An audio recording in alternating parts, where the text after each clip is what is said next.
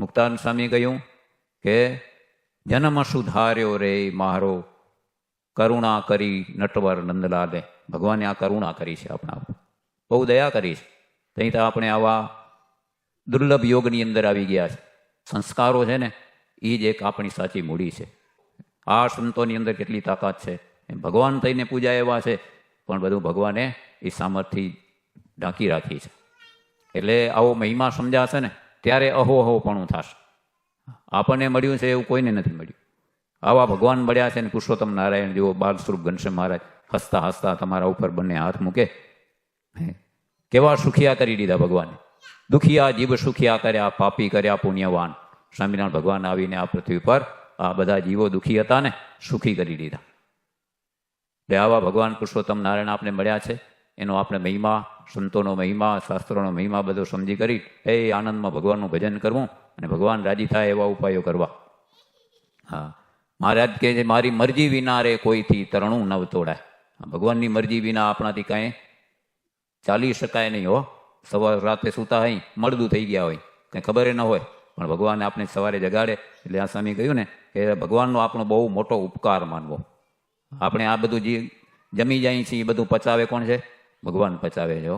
એનું લોહી બનાવીને આપણા શરીરની અંદર એ બધું હલનચલન કરાવે. આવા ભગવાન પુરુષોત્તમ નારાયણ એનું ભજન કરવું ને એ મહારાજની મરજી સિવાય કાંઈ થતું જ નથી એવું નક્કી રાખવું આપણે. અને આપણે અક્ષરધામમાં જવું છે એ પણ નક્કી રાખવાનું. હા, મહારાજ કે હમણાં જ એવી મતિ હશે એવી ગતિ થશે. હા, ભગવાનની મરજી સિવાય કાંઈ ચાલે નહીં. આવો મહિમા ભગવાનનો છે. મહારાજ એક વખત ગઢપુરમાં હતા, પછી વરસાદ ખેંચાઈ ગયો. વરસાદ ખેંચાઈ ગયો એટલે પછી ગામના કેટલાક ગામડાના ભક્તજનો મહારાજની પાસે પ્રાર્થના કરવા આવ્યા. મહારાજ કંઈક વરસાદ કરો કે ખેતરમાં કંઈક મોલ વાવ્યો છે ને એ બધો સુકાઈ જાય છે હવે, અને આ દુકાળ પડશે, ખાશું શું અમે? મહારાજ કે આ પૂંજાભાઈ બેઠા ને એ પૂંજાભાઈ જો એમ કે વરસાદ થાવ તો થાય કે પૂંજાભાઈને ગયા બધા વીટાઈને વળ્યા. પૂંજાભાઈ બોલો તમે એકવાર વરસાદ થાવ. પૂંજાભાઈ બોલે નહીં. એવું એ બોલી ના આગે, બોલવાનો પ્રયત્ન કરે પણ બોલાય નહીં. ઘણી વાર સુધી કેટલા કાઠીઓ તો બહુ એના ઉપર ક્રોધ કરવા માંડી ગયા. અરે પૂંજા બોલ નહીં કે તને કાળો નાગ ડસે, હે બોલતો નથી, એકવાર બોલને તારું શું જારું? પણ બોલી ન શક્યા. પછી બોલી ન શક્યા એટલે પછી મહારાજ કહે પૂંજાભાઈ કહેતા નથી એ વરસાદ ન થાય ગયા. પછી તો મહારાજની ઈચ્છાથી પછી વરસાદ થયો.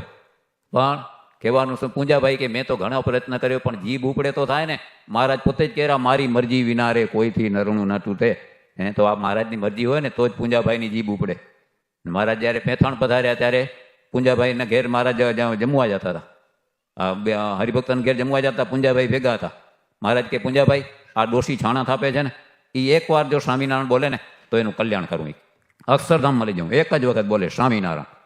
એટલે કાઠી ગયા કે અરે ડોશી તારા કે આજે ભાગ્ય ખુલ્યા કે અક્ષરધામનો ધણી તારા ઉપર રીઝ્યો, એક વખત સ્વામિનારાયણ બોલી કે તારું કે કામ થઈ ગયું. કે આ બધા કે સાધુ બિચારા કે આ કેટલા તપ કરીને એના પાછળ ફરે છે તો એનું મોક્ષ થવો દુર્લભ થાય, અને તારું તો હતી કે આજે અક્ષરધામનો ધણી તારા ઉપર રીઝ્યો છે, એક વખત બોલ. ડોશીમાં કે હા તમે ખરું કહો છો પૂંજાભાઈ, હે બોલી હોય તો થાય, પણ બોલી હોય તો સ્વામિનારાયણ બોલ ને બીજું બોલે દીધી એ તો પણ ન બોલે, એ બોલી ન શકે. ભગવાનની મરજી સિવાય કાંઈ પણ થઈ શકે નહીં. એટલે મહારાજ કહે મારી મરજી વિના રે કોઈથી તરણું ના તૂટે. એક વખત મહારાજ નાજો જોગીઓ ગાડું જોડીને જતા હતા. મહારાજ ગાડામાં બેઠા હતા. મહારાજે પછી ઓઢીને સૂઈ ગયા ગાડામાં. ગાડું આગળ ગયું એટલે રસ્તામાં બે બારવટિયા આવ્યા હો તરવાર લઈને, અને સ્વામિનારાયણને ગોતતા જતા કે સ્વામિનારાયણને મારવા.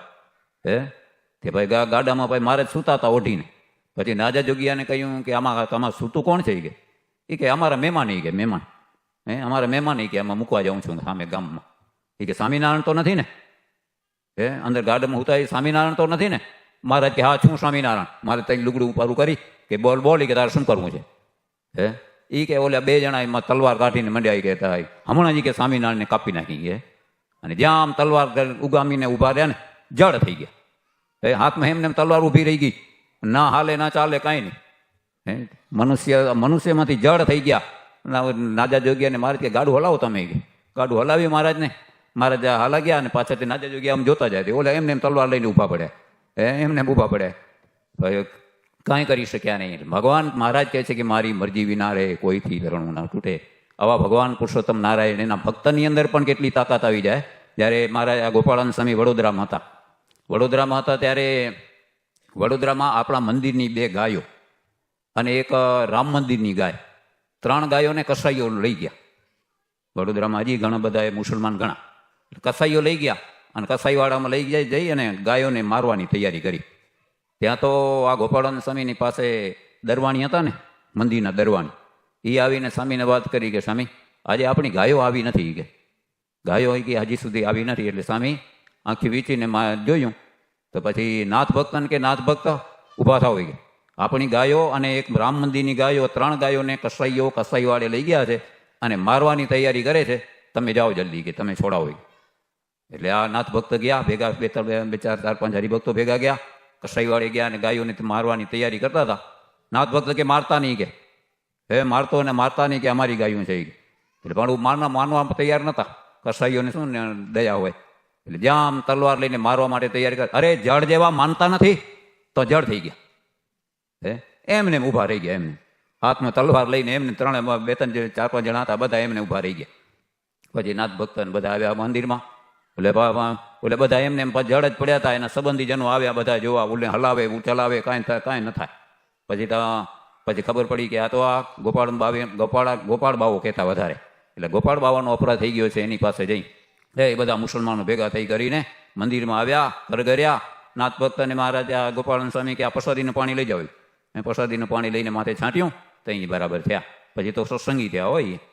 પછી સ્વામી કીધું કે હવે તો આવી હિંસા કરતા નહીં, ભગવાનનું ભજન કરો. આવું આ મનુષ્ય શરીર, આવો ભગવાનને દુર્લભ આવો મનુષ્ય દેહ આપ્યો છે, એનાથી ભગવાનનું ભજન કરીને આપણે એ ભગવાનને રાજી કરવા, સંતોને રાજી કરવા, એમાં જ આપનો મોક્ષ છે. ખાઓ પીઓ લહેર કરો ભલે, પણ ભગવાનનું ભજન કરજો. હા, અને શુદ્ધ આહાર રાખજો. આહાર ચોખ્ખો હશે તો જ આપણું અંતઃકરણ શુદ્ધ રહેશે. એકાદશી આદિ વૃત્તો એ ભગવાનની આજ્ઞા પ્રમાણે આપણે કરવા અને શુદ્ધ સાત્વિક ભોજન કરીને ભગવાનનું ભજન કરી અને અંતકાળે આપણું કામ થઈ જાય એવું કરવાનું છે બધાને. હવે એટલે ધ્યાન રાખીને આવું ભજન કરજો.